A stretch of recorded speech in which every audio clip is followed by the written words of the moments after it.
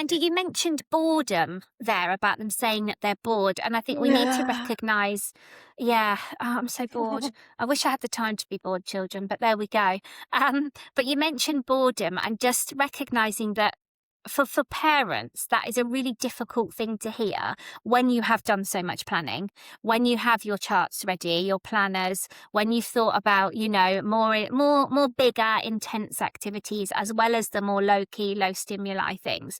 To hear that as a parent who will undoubtedly have worked their backsides off to prepare and be engaging children, whether you're working or not, is soul destroying. Let's be honest. I'm not dramatizing that. It is a horrible, horrible, horrible feeling.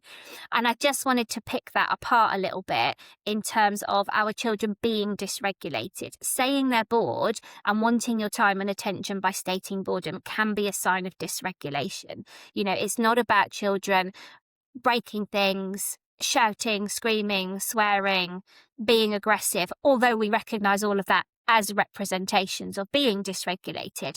Sometimes the boredom, being clingy, being a bit withdrawn is all a part of that as well, as they're kind of working through the loss of the normal routine that they've had. So I guess it's just a bit of a reflective point of, yes, I can feel absolutely horrible that I've done all this work for my children and to have these boxes and to have these biscuits in and to do, planned all these days out.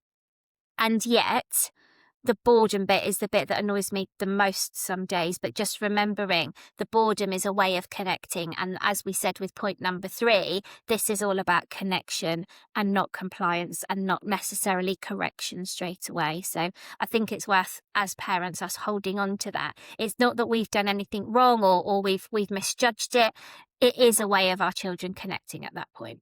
And if I could just add to that point, Mm, I think it's a little bit like, I feel really sad. Well, do you feel sad, or mm, are you frustrated, or do you feel lonely? All of these emotions that our children feel aren't necessarily what they say they are.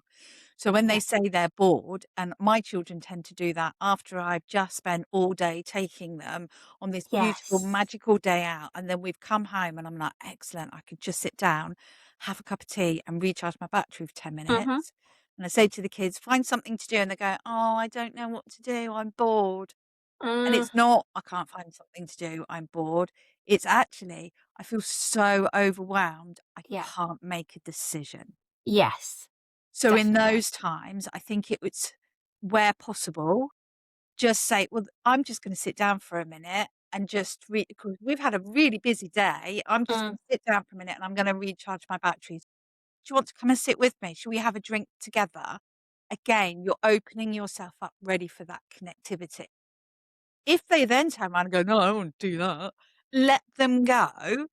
We can't fix the boredom.